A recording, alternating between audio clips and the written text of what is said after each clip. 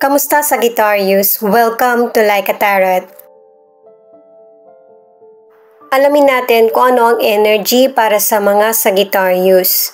Unahin muna natin itong mystical cards. Alamin natin yung energy mo, energy ng person mo, ang relationship. Kukuha ko ng additional cards at sa huli ay charms.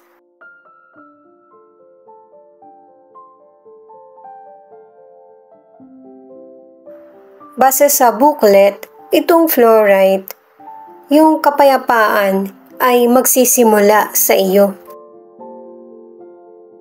At kapag na-apply sa sarili ang acceptance, anuman yung mga challenges ay kayang-kaya mong komprontahin.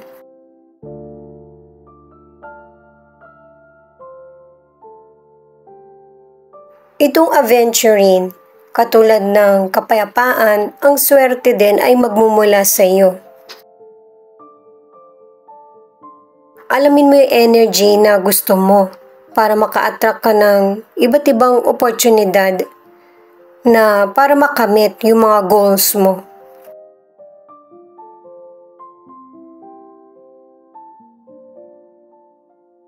Itong Lemurian quartz naman ay kailangan ng patience, mag-slow down. Siguraduhin mo din na yung oras mo ay nagagamit mo sa mga importante or makabuluhang bagay. Para maramdaman mo or ma-enjoy yung pag-pause or slow down sa situation or buhay. Hindi ko to kabisado na cards. Binabasa ko sa inyo yung meaning para mas detalyado. Itong hematite ay kailangan alam mo kung ano yung pakiramdam ng stable at secure na pamumuhay. Kailangan mo rin kasing pangalagaan ng sarili mo para makakreate ka ng bagong energy at magamit mo sa bawat area ng buhay mo. Hindi ko ata nabanggit guys, pero alamin muna natin yung angel number mo.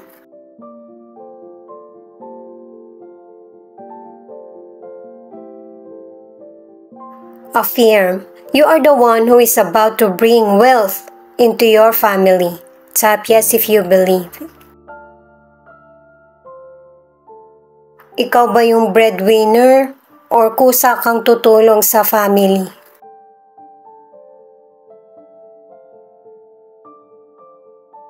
Six, reevaluate your situation, question your assumptions, challenge your beliefs.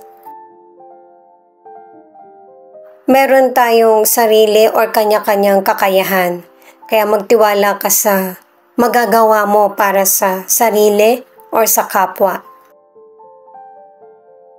Paalala para sa mga bagong viewers na ang reading na ito ay timeless reading, general reading at guide po lamang kaya hindi po magre-resonate sa lahat. Kunin mo lang yung akma sa sitwasyon mo at kung kailan mo ito napanood, yun ang start ng 1 week reading para sa iyo. Ikaw na bahala magpalit kung si person mo ito o ikaw.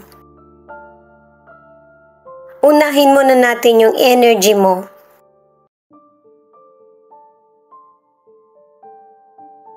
The Hangman, Four of Cups at King of Wands.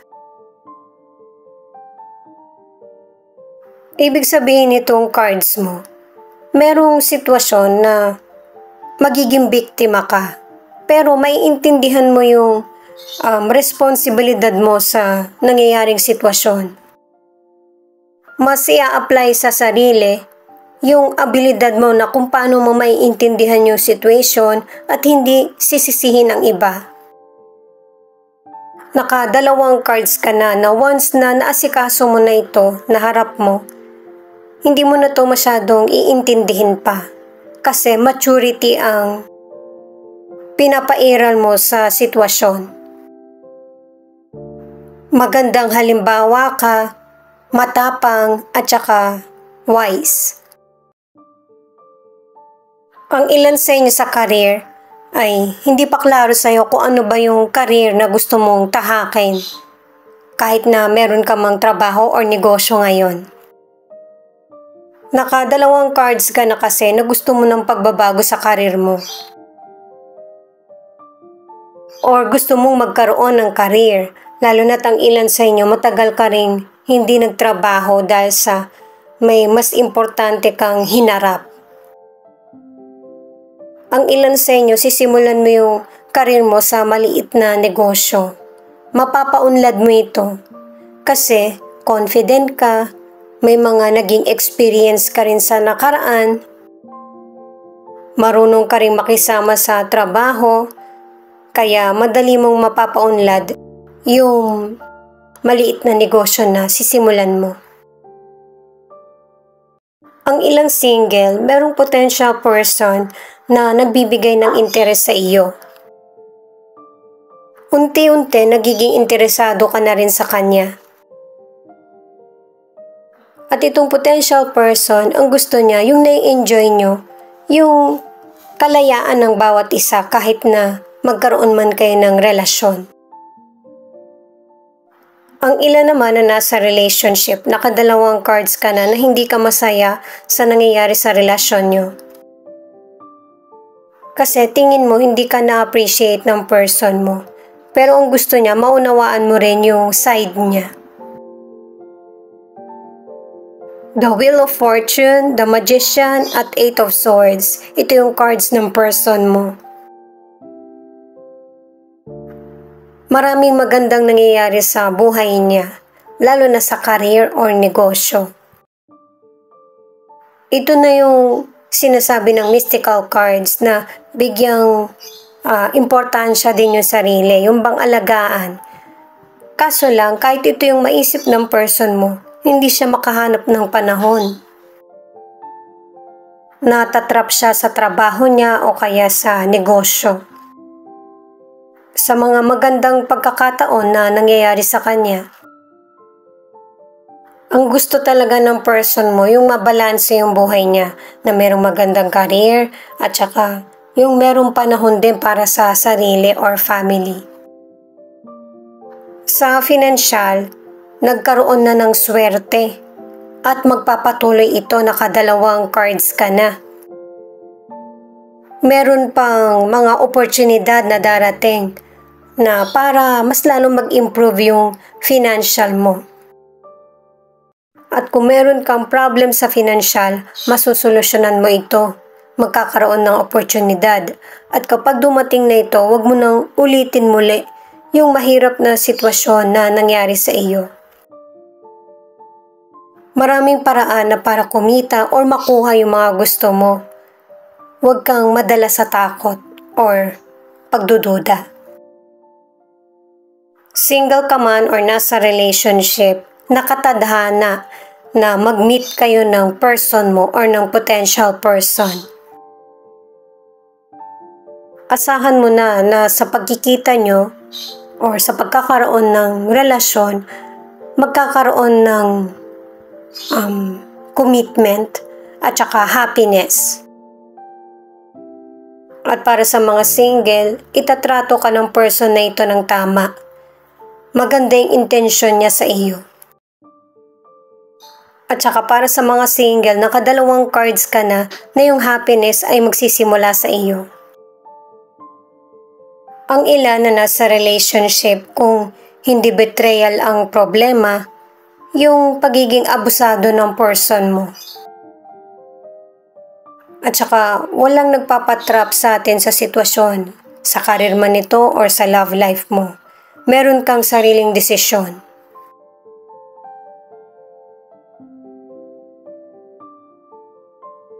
The Death in Reverse, Five of Pentacles at the Empress. Itong cards sa relationship, ang ilan sa inyo, nagkabalikan kayo ng person mo pero akala mo kasi nagbago na siya pero hindi pa rin. Ang ilan naman sa inyo, yung ayaw mo makita na person ay nagkita kayo muli at bumalik lahat sa isip mo yung trauma nung makasama mo siya or makarelasyon. At ang advice ng cards, nakadalawang cards ka na yung pagbabago ng person, hindi magmumula sa iba, kundi magmumula sa sarili. Mas bigyan mo ng pansin yung sarili mo na mabuhay na walang hadlang, takot, at yung mabuhay ng malaya at masaya.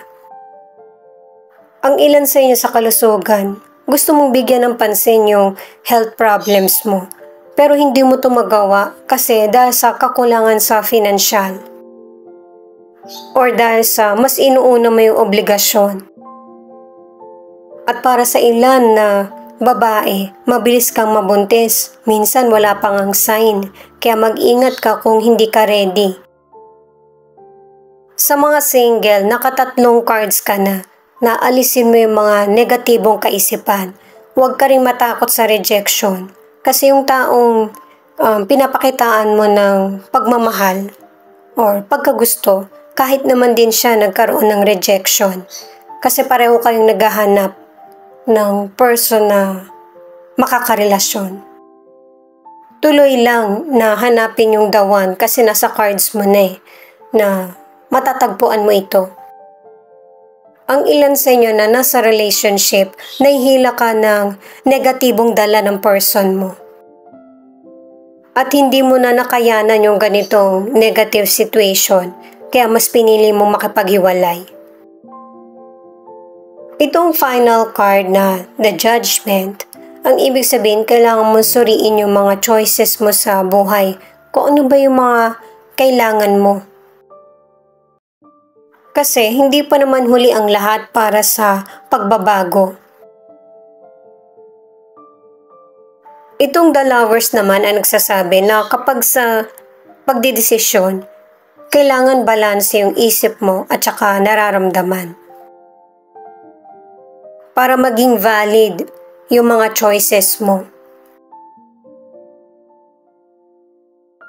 Itong Ten of Pentacles naman na nagsasabi na kung noon mapagbigay ka na, maunawain, mas lalo mo ba itong gawin sa kapwa. Kaya ka binibigyan ng challenges ni God kasi alam niya na kaya mo na maprotektahan yung mga taong mahal mo sa buhay. Marami ka ring naisakripisyo at saka yung pagbibigay sa kapwa or sa person. At ibibigay ng universe yung happiness na para sa iyo sa career man ito or sa love life. At saka nakadalawang cards ka na kahit hindi mo man ito maramdaman or makita sa family mo ay handa silang sumuporta sa iyo sa totoong feelings mo.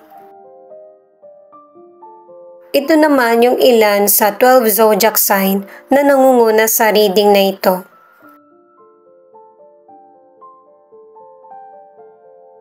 Gemini, Pisces, Aquarius, Libra, Aries, at Leo.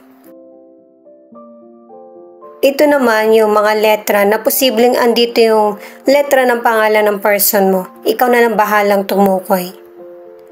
Siya nga pala, thank you sa mga nag-like, share, comment, and subscribe. Ingat po kayo palagi saan man kayo naroon.